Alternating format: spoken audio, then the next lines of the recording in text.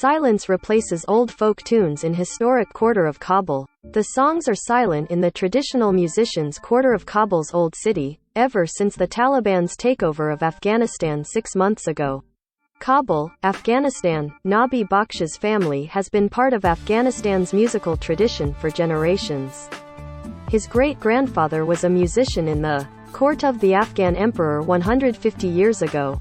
His father was a famous maestro and singer.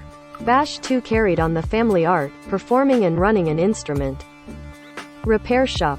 Until now, the 70-year-old had to give up music and turn his shop into a convenience stall selling soda.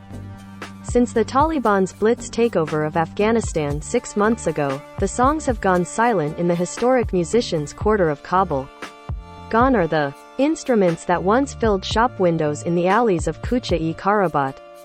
Their owners packed them and left, putting a centuries-old Afghan musical heritage at risk of vanishing. Many are being driven out as work has dried up, both because of the country's economic collapse and out of fear of the Taliban.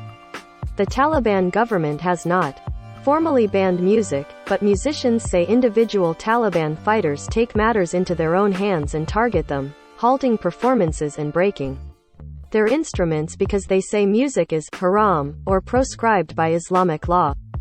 On a recent day, Nazir Amir Muhammad tearfully bid farewell to his family. A minibus waited to take him and other musicians to Iran, where they hope they can practice freely and pass their expertise down to the next generation. In a bag, concealed between layers of clothing, was his beloved rubab, a traditional lute-like instrument that took Muhammad 10 years to master.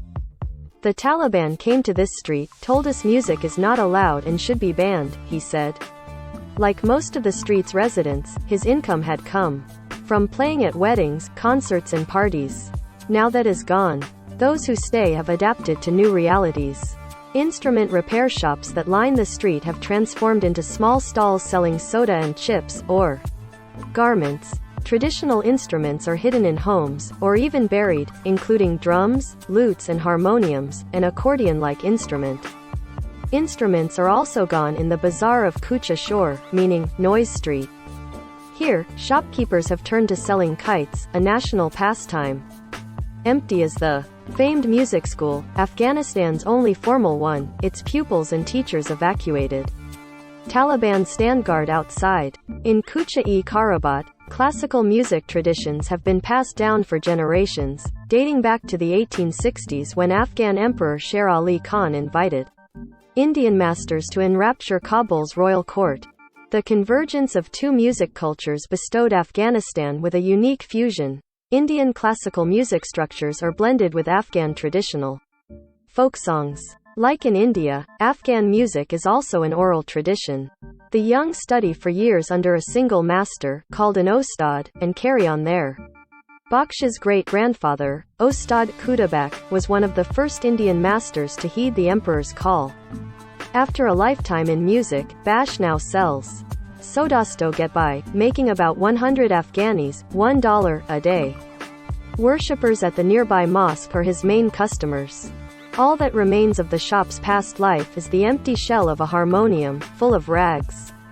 I don't know what happened to the guy who commissioned me to repair it, he must have left, he said. We don't have any other skills, music is our life, he said. We don't know how to be merchants, we don't even know how to use weapons to rob people. Residents are fearful of Taliban fighters. 1 month ago Zabiullah Nuri, 45, was carrying his harmonium home from his shop when a Taliban patrol saw him. They beat me and took my instrument. They broke it with their guns, he said, sitting in his home and holding up the remnants of his harmonium.